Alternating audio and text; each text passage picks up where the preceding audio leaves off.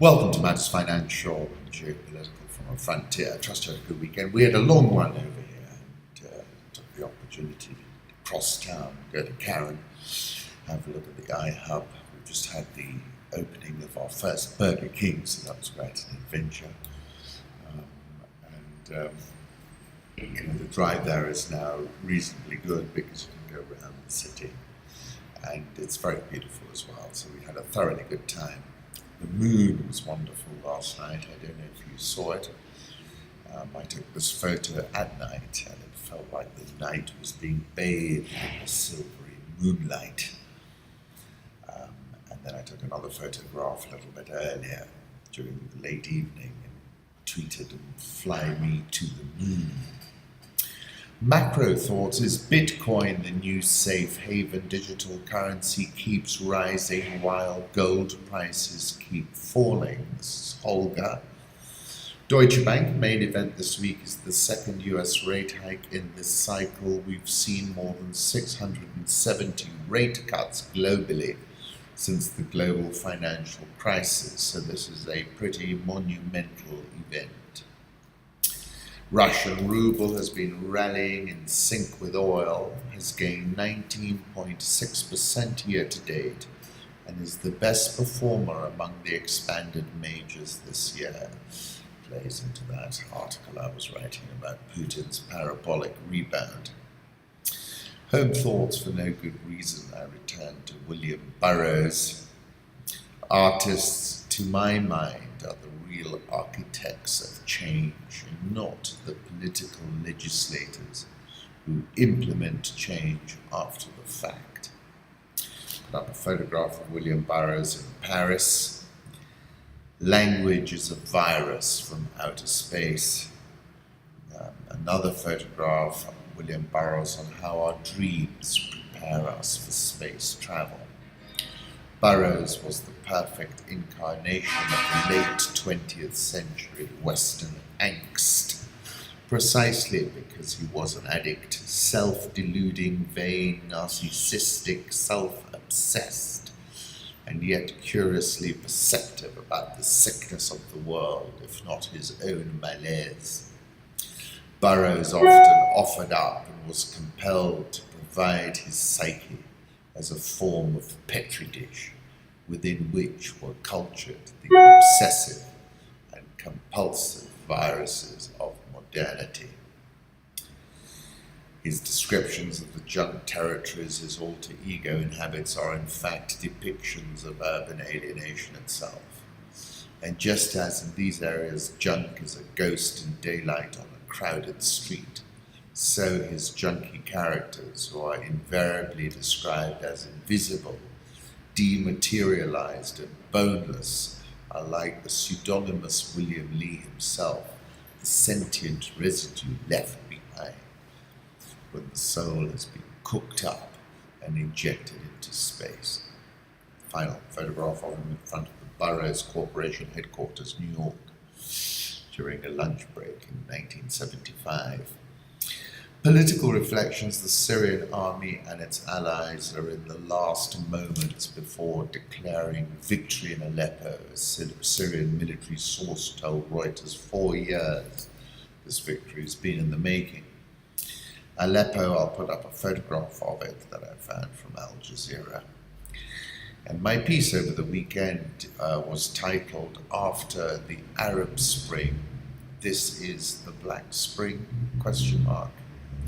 In 2014, I recall a certain Martin Aglo, on the occasion of the termination of beautiful Blaise Compaoré in the streets of Ouagadougou, told Reuters, after the Arab Spring, this is the Black Spring. You will recall that US President Barack Obama came all the way to the African Union headquarters on July 28, 2015 and said, "When I first came to Sub Saharan Africa as a president, I said that Africa doesn't need strongmen, it needs strong institutions." I believe Africa's progress will also depend on democracy because Africans, like people everywhere, deserve the dignity of being in control of their own lives. I have to also say that Africa's democratic progress is also at risk when leaders refuse to step aside, when their terms end. Applause. Now let me be honest with you, I do not understand this laughter. I am in my second term. It has been an extraordinary privilege for me to serve as the President of the United States. I cannot imagine a greater honor or a more interesting job. I love my work, but under our Constitution I cannot run again. Laughter and applause. I can't run again. I think I'm a pretty good president. I think if I ran I could win. Laughter and applause, but I can't. Of course, most African strongmen cheered Donald Trump's election to the rafters. Africa is a very non-linear place, but recent elections from President Buhari of Nigeria through President-elect Barrow of the Gambia, through President-elect Akufo-Addo of Ghana, is surely signaling a trend change is at hand. You might turn around and ask, what about the DRC, where a president with less than 10% national support is maneuvering to hold on? Burundi, Ethiopia, Zimbabwe, Equatorial Guinea, and too many more to mention. The big picture point is in fact a demographic one. Many commentators define the African population surge as a dividend. But what is clear is if it is allowed a free and fair vote, it's going to be a terminator for a whole number of regimes. The demographic bulge is now arriving at voting age. This is that moment. Its importance cannot be gainsaid. These regimes are now facing an existentialist crisis.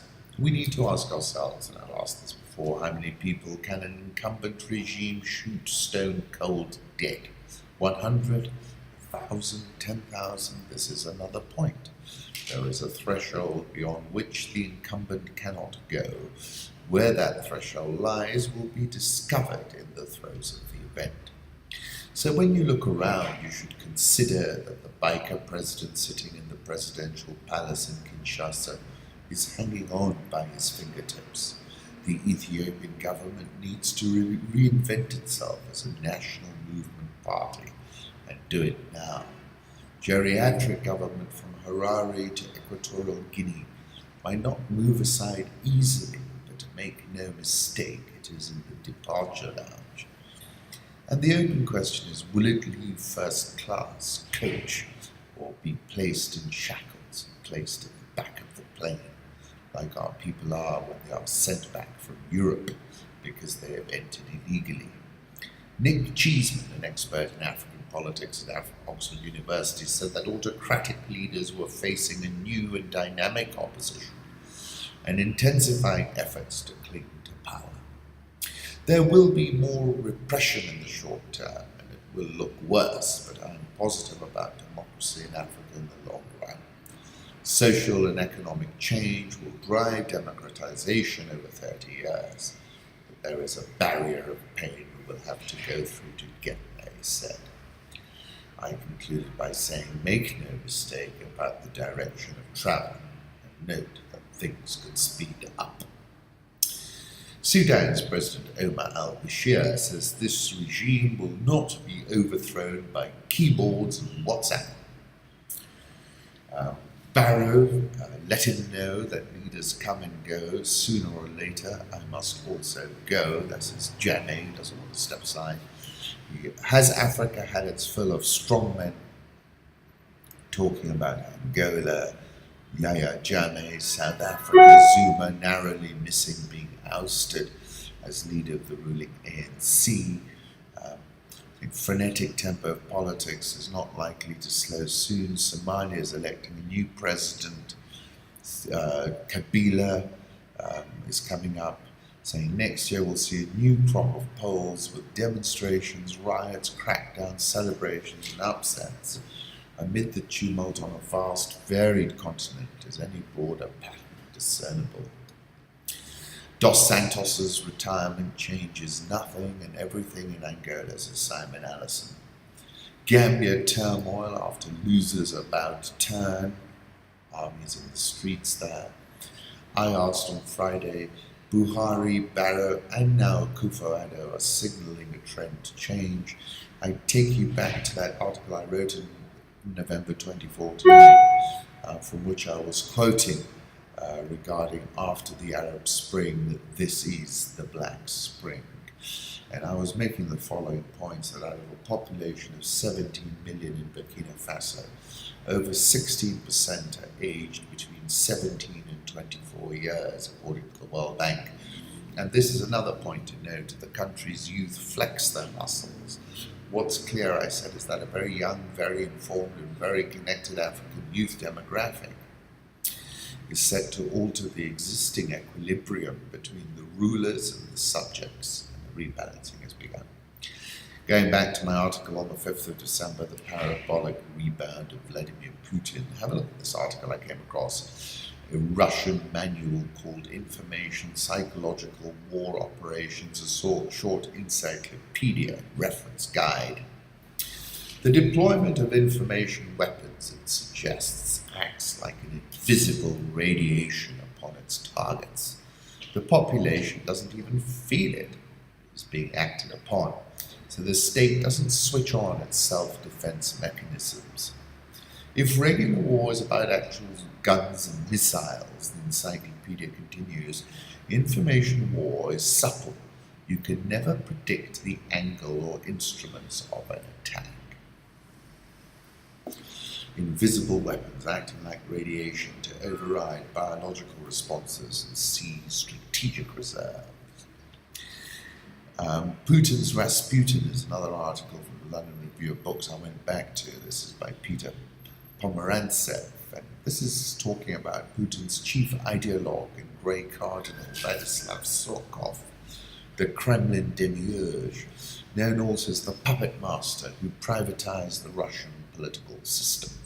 Surkov is the real genius of the Putin era. Understand him, and you understand not only contemporary Russia, but also a new type of power politics, a breed of authoritarianism, far subtler than the 20th century strains.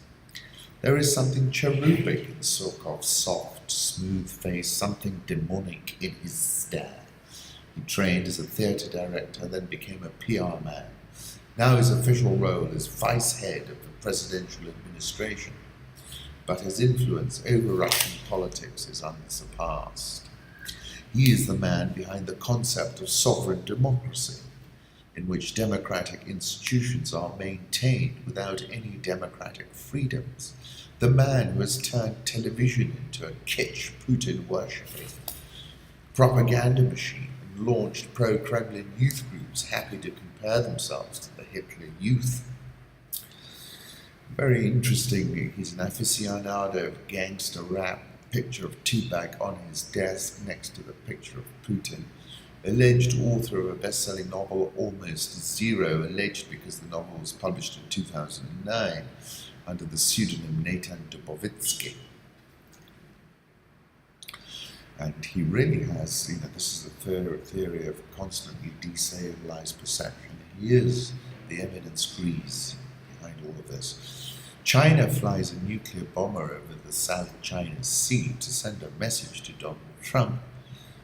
Then I saw this photograph of a Boeing B-52, and I thought to myself, I wasn't wrong when I was saying I think it's trying to square off Putin in order to train his guns onto China. A burqa ban is a nice political racket to play with, but CDU members aren't kids. This is Bashinsky. Politico magazine, what will the newly liberated Raul Castro look like as a leader? Top Trump ally, Trump interviewed Romney just to torture him. I think I said something like that when I was looking at that. Currency markets, euro, dollar 106.29, dollar index 100.99, Japanese yen 115.17, Swiss franc 101.38. The pound is 126.70, the Aussie 0.7492, the India rupee 67.465, South Korean won 1166.93, the Real 333.85. Emerging markets has improved somewhat here, except for the Egyptian pound 18.1985 and the rand firmer at 13.6247. I'll put up a 3-month chart of the dollar index, which is 100.99. I'm looking for 110 in 2017. Aurelia posted this of the euro dollar. Now, two things are happening here. I think it's definitely going to parity below, but there is a triple bottom chart formation at around 105, which is normally a very powerful chart pattern. And I think that's what's leading to her saying the euro dollar should hold the 105 level. Dollar yen, she's calling it down now, saying it's very overextended. She's seeing it going to 112 and 110. Have a look at the chart. Commodity markets, gold 1161, not going anywhere to the upside anytime soon. Crude oil, now that's had a monster rally. Remember my comment, it's not going above 60. WTI is at 53.37. I'll put up a Bloomberg TV chart which overlays the big sort of OPEC related decisions. Aurelia is looking for $60 for Brent in 2016 and 70 in 2017. Is this the best meal in London? Asks Richard Vines. Brasserie Dell looks like $1 million, but the glamour is discreet and affordable. Many tourists don't even know it is there. Venezuela is removing its largest banknote from circulation over mafia plot. Things are getting more and more extreme. Jason Stearns has written a very interesting piece called Kabila's Impasse. There is a nervous crescendo building up on the streets of Kinshasa ahead of December 19, the day President Kabila is supposed to step down. Diplomats are sending their families on early Christmas vacations.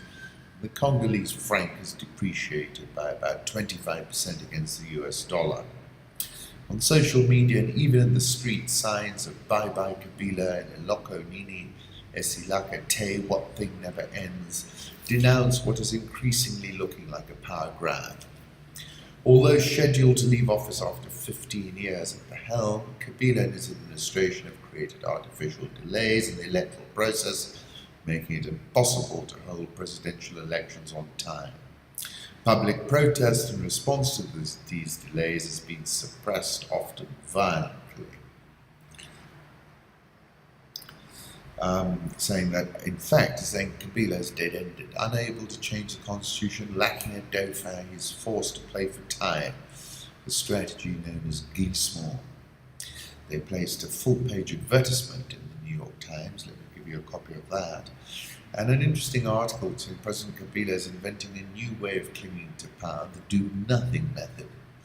To cling to power, African presidents have broadly done one of, or a mix of the following three things: amend constitutions to remove term age or term limits, hold elections and steal them, or lose an election as President Yahya Jammeh just did in the Gambia and reject the result.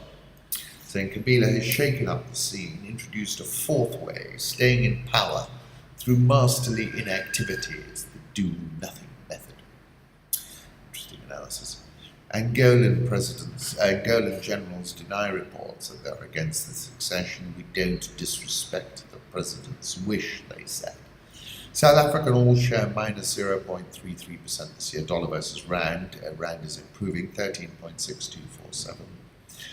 A blast near Cairo's Coptic cathedral killed many, very unfortunate, but might be signalling an intensification of the reaction against Sisi.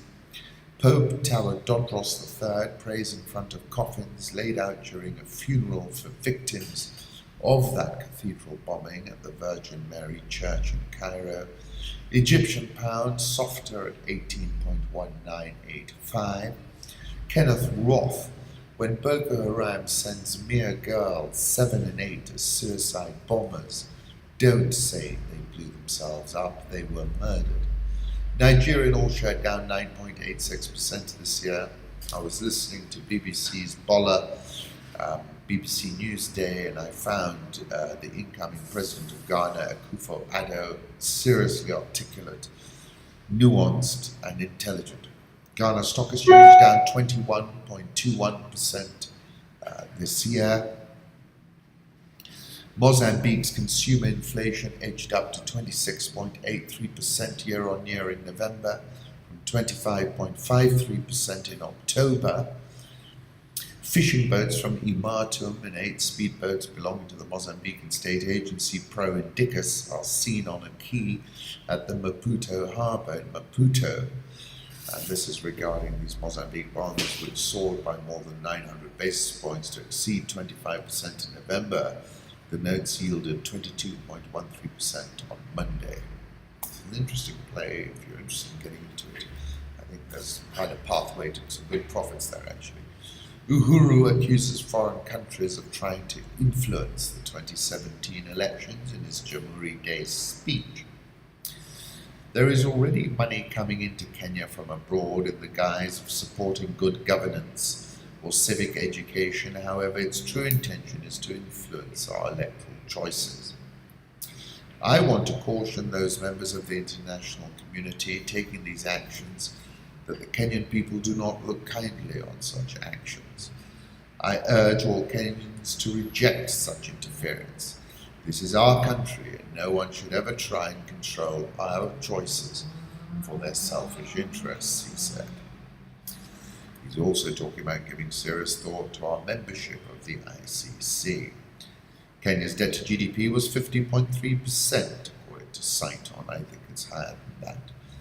Mumias AGM turns chaotic as shareholders demand the removal of the entire board. Kenya shilling just trading below 102. Nairobi all share down 9.23% this year. Nairobi NSE 20 down 21.82% this year. Wishing you a tremendous week.